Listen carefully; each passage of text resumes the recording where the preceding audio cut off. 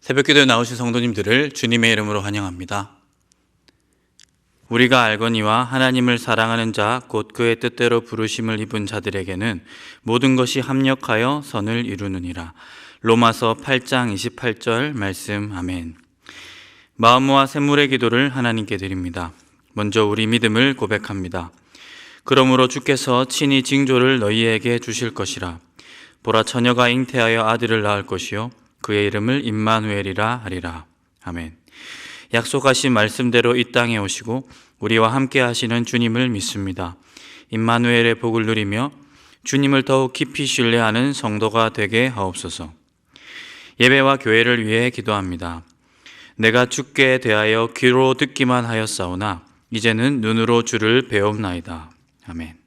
크고 놀라우신 하나님 앞에서 늘 겸손한 마음으로 예배하게 하옵소서.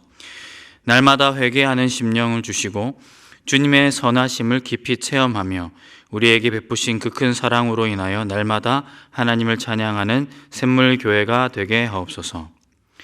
목장과 성도들을 위해 기도합니다. 보라, 형제가 연합하여 동거함이 어찌 그리 선하고 아름다운고 머리에 있는 보배로운 기름이 수염 곧 아론의 수염에 흘러서 그의 옷깃까지 내림 같고. 아멘. 주님께서 다스리시고 주님 안에서 하나 된 샘물교회가 노년에서 유아까지 은혜가 흘러내리는 교회 되게 하옵소서. 목장을 통하여 주님의 사랑이 샘물의 지체들 한 명 한 명에게 빠짐없이 흘러가게 하시고 주의 이름으로 모이는 일이 기쁨 되게 하옵소서. 다음 세대와 청년들을 위해 기도합니다. 오늘 내가 내게 명령하는 여호와의 규례와 명령을 지키라. 너와 내 후손이 복을 받아 내 하나님 여호와께서 내게 주시는 땅에서 한없이 오래 살리라. 아멘. 말씀대로 살아가려고 노력하는 부모 세대와 그 모습을 보고 따라가는 다음 세대가 공존하는 샘물 되게 하옵소서. 나아갈 방향을 찾기 위해 기도하는 청년들에게 말씀에 힘써 순종하는 부모 세대의 모습이 이정표가 되게 하셔서 순종의 복을 누리는 다음 세대와 청년들이 되게 하옵소서. 선교와 나라를 위해 기도합니다. 외치는 자의 소리여 이르되 너희는 광야에서 여호와의 길을 예비하라. 사막에서 우리 하나님의 대로를 평탄하게 하라. 아멘. 주께서 보내신 선교사님들이 외치는 자의 소리가 되어 하나님의 대로를 평탄케 하는 일꾼 되게 하옵소서. 선교사님으로 말미암아 그와 동행하시는 하나님의 복이 선교지 곳곳에 임하게 하옵소서. 온 우주를 다스리시는 하나님께서 우리나라를 붙들어 주셔서 교회들이 주를 섬기고 선한 일을 실천하는데 어려움 당하지 않는 자유롭고 건강한 대한민국이 되게 하여 주옵소서. 2023년 한 해도 신실한 하나님의 사랑으로 마칠 것을 믿으며 우리 구주 예수님의 이름으로 기도드립니다. 아멘. 오늘 우리에게 주신 하나님 말씀은 계시록 22장 6절에서 21절까지 말씀입니다. 요한계시록 22장 6절에서 21절까지 말씀입니다. 우리 한 절씩 읽겠습니다. 또 그가 내게 말하기를 이 말은 신실하고 참된지라 주 곧 선지자들의 영이 하나님이 그의 종들에게 반드시 속히 되어질 일을 보이시려고 그의 천사를 보내셨도다.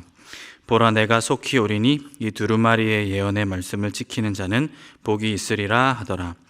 이것들을 보고 들은 자는 나 요한이니 내가 듣고 볼 때에 이 일을 내게 보이던 천사의 발 앞에 경배하려고 엎드렸더니 그가 내게 말하기를 나는 너와 내 형제 선지자들과 또 이 두루마리의 말을 지키는 자들과 함께 된 종이니 그리하지 말고 하나님께 경배하라 하더라.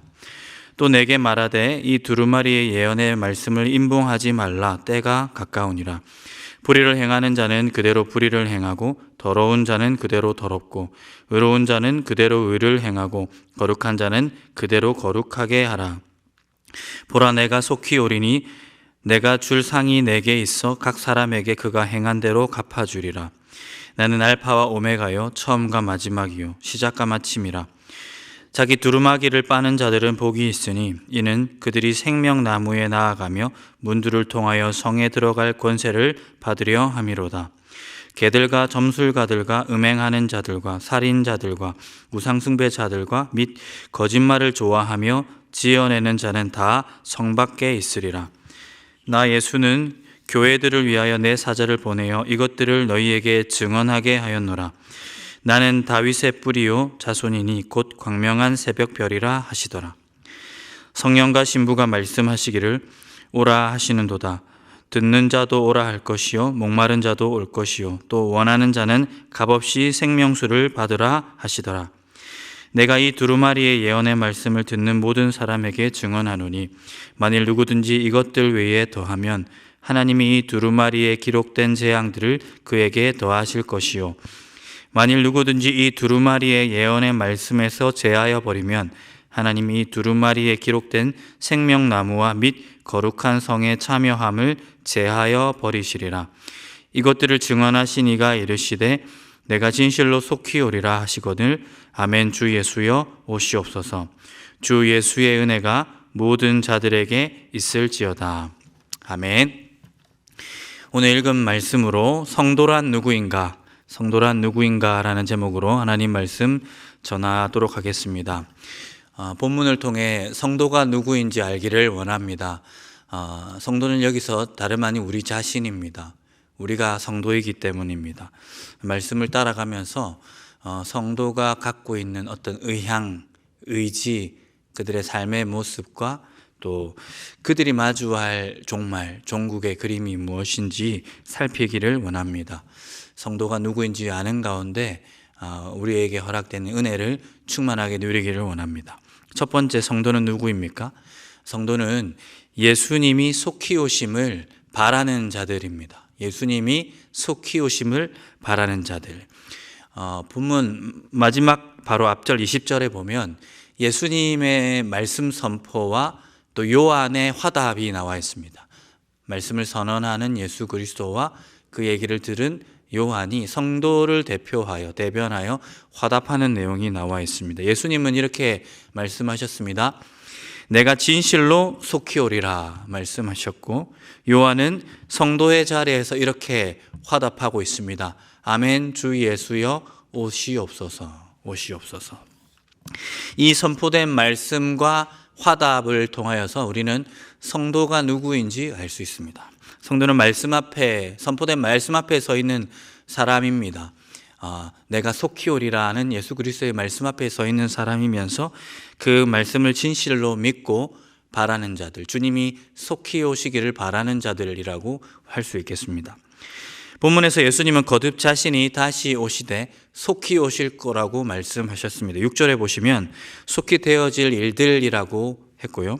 7절에 보시면 내가 속히 오리니라고 말하였습니다. 그리고 10절엔 책을 임봉하지 말아라. 왜냐하면 이제 마지막 때가 가깝기 때문이다. 이 말인즉슨 이제 속히 오시겠다는 것, 그것을 전제하는 표현입니다. 사랑하는 샘물 성도 여러분, 예수 그리스도께서 다시 오십니다. 여러분, 우리 일상과 너무 먼 표현이지만 이것이 우리가 마주해야 될 사실이고 믿어야 할 사실이며 더 나아가 바라야 할 사실입니다. 우리는 예수 그리스도께서 속히 오심을 믿는 자들을 넘어 속히 오셨으면 좋겠다는 소망을 품은 자들이어야 합니다. 우리는 예수님이 다시 오시되 속히 다시 오시기를 바라는 자들, 곧 성도이기 때문입니다. 내 마음에 이러한 믿음이 있는가? 내 마음에 이러한 소망이 있는가? 우리 자신을 이 성도라는 기준으로, 예수님이 속히 오심을 바라는 자들이 성도라고 했는데 이 기준으로 우리를 좀 돌아보면 좋겠습니다. 내 안에 이러한 믿음이 있고 내 안에 이러한 소망이 있는가 하는 것을 우리가 한번 곰곰이 묵상하는 것입니다. 혹 우리 안에 이 세상의 일들이 너무 즐겁고 우리의 일상이 너무 만족스러워서 예수님의 재림이라는 것은 이단 종파들만 얘기하는 것이고 우리는 그 재림이라는 단어가 좀 멀지 않나 하는, 종말론과 전혀 상관없는 너무나도 만족스러운 삶을 우리가 살아가고 있다면 그것 역시 성도에 합당한 삶의 모습은 아닐 것입니다. 여러분, 그 주인이 더디 오기를 바라는 사람들이 있었습니다. 달란트 비유의 종들이죠. 그래서 한 달란트를 받은 사람, 그 사람으로 대변한 그 종들은 더 이상 주인이 오기를 원하지 않는 마음으로 달란트를 파묻어 버리면서 살아갔을 것입니다. 자기의 삶에 만족스럽게 살아갔던 것이죠. 혹시 우리 안에 이런 주인이 더디 오기를 바라는 마음이 있다면, 아니 주인이 그냥 지금 이 정도 수준에서 예배를 받으시고 예수님께서 다시 그냥 오시지 않으면 어떨까, 이런 생각이 혹시 우리 가운데 있다면, 그걸 명시적으로 표현을 하든 그걸 명시적으로 표현에 준하는 삶의 태도를 살아가든, 우리 안에 그러한 표현과 삶의 태도가 있다면 성도에 합당한 것이 아님을 알고, 예수님께서 다시 오시되 속히 오시기를 바라는 참다운 성도의 마음이 우리 가운데 만개하기를 간절히 소망합니다. 두 번째 성도는 누구입니까? 두 번째는 재림의 소망을 품고 말씀대로 살아가는 사람들이라고 할 수 있습니다. 재림의 소망을 품고 말씀대로 하루하루를, 지금 우리 앞에 봉착한 이 하루라는 시간을 살아가는 사람들, 그 사람들이 성도라고 할 수 있겠습니다. 계시록에 나오는 속히라는 표현은 구체적인 어떤 남은 기간을 뜻하지 않습니다. 그랬을 거라면 좀 더 구체적으로 썼겠죠. 며칠 후에 예수님이 온다. 그래서 여기서 이 속히는 그런 구체적인 기간을 나타낸다기보다는 재림의 임박성, 언제든지 재림이 임할 수 있다 하는 그 재림의 임박한 가능성을 표현하고 있습니다.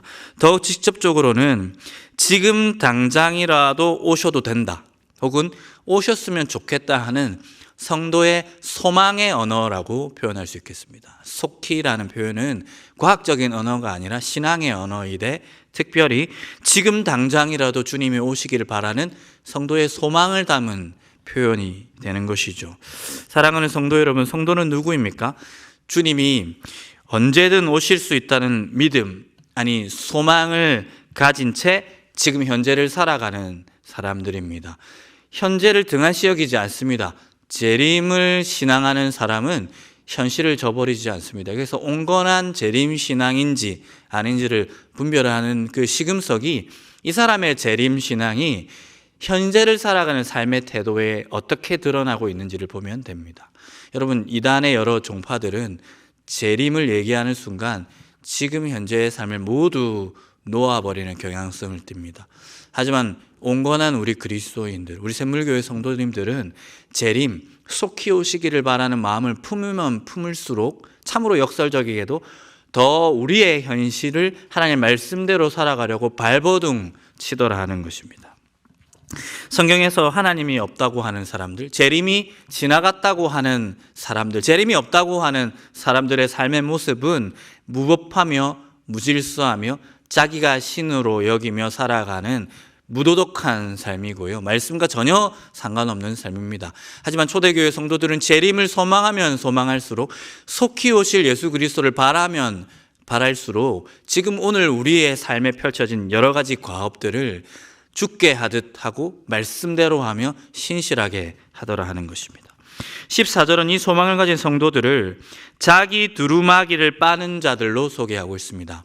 이 두루마기는 겉옷 아니겠습니까? 그것을 빠는 자들, 세탁하는 자들, 정결하게 하는 사람들입니다.